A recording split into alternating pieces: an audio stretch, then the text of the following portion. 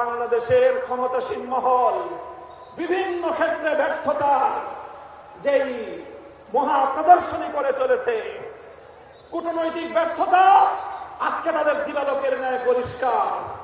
বাংলাদেশের বর্তমান সরকারের কূটনৈতিক ব্যর্থতার কারণে আজকে একটি দেশ থেকে আধিপত্যবাদী দেশ, যারা বাংলাদেশের মানুষের অধিকারকে 15 বছর পর্যন্ত তাদের পায়ের নিচে পিষ্ট করেছে, সেই আধিপত্যবাদী দেশ বাংলাদেশে একজন কূটনীতিক নিয়োগ করেছেন।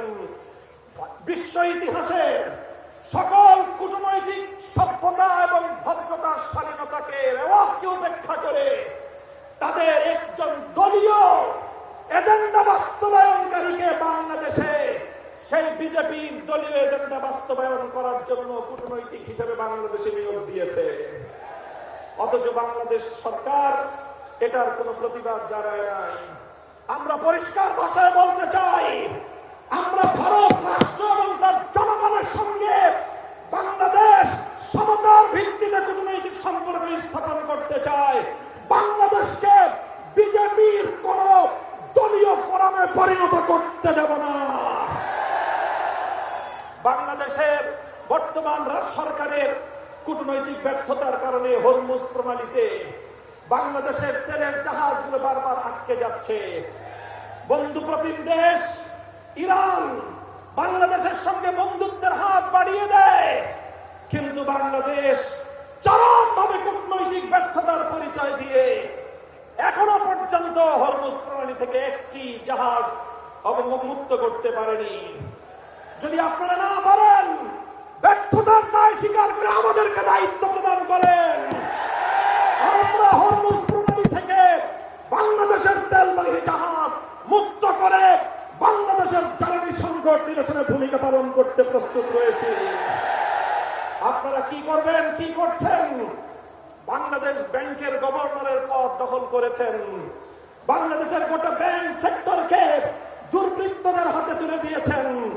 এভাবে ব্যাংক সেক্টর থেকে আবার দুর্বৃত্তপনার মাধ্যমে বাংলাদেশটাকে আপনারা ধ্বংস করার পায়তারা করছেন।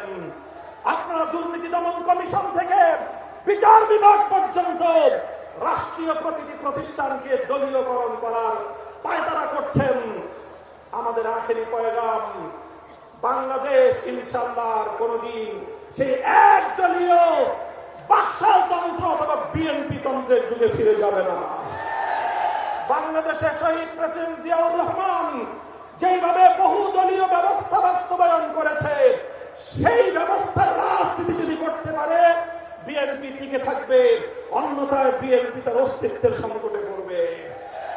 সংগ্রামী সাথী ও বন্ধুগণ, আমাদের আখেরি পয়গাম, যেভাবে গত দুদিন ধরে বাংলাদেশের বিভিন্ন শিক্ষাঙ্গনগুলোতে, ঢাকা বিশ্ববিদ্যালয় সহ বিভিন্ন শিক্ষাঙ্গনগুলোতে অস্ত্রের ঝঞ্ঝনানি শুরু করেছেন, স্থানীয় ছাত্র নেতৃবৃন্দের উপর যেভাবে ছাত্রলীগের হেলমেট লীগের মতো ভূমিকায় অবতীর্ণ হয়েছে, এই ধারা যদি অব্যাহত থাকে এর দায় সম্পূর্ণ সরকারকে গ্রহণ করতে হবে।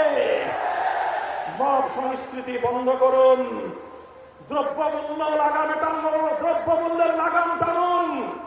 এভাবে রাষ্ট্রের প্রতিটি সেক্টরে বিরোধী দলের পক্ষ থেকে সহযোগিতার যে আহ্বান জানানো হয়েছে, সেই আহ্বানে সারাদিন ইনশাআল্লাহ আমরা সহযোগিতার ভিত্তিতে দেশকে এগিয়ে নিতে প্রস্তুত। কথা বলেন ঠিক কিনা? আমি আজকের এই বিশাল গণসমুদ্রকে লক্ষ্য করে আখেরি কথা জিজ্ঞাসা করতে চাই। এই কালো পতাকাটা নামান। আমি আপনাদেরকে বলতে চাই, আজ গণভোটের রায় বাস্তবায়নের জন্য বাংলাদেশ খেলাফত মজলিস যে ডাক দিয়েছে, এটি আমাদের সর্বশেষ কর্মসূচি নয়। আজ হলো আমাদের গণভোটের রায় বাস্তবায়নের জন্য কর্মসূচির যাত্রা শুরু। এই কর্মসূচি নিয়ে আমরা বাংলাদেশের প্রতিটি প্রান্তে প্রান্তে ছড়িয়ে যাব।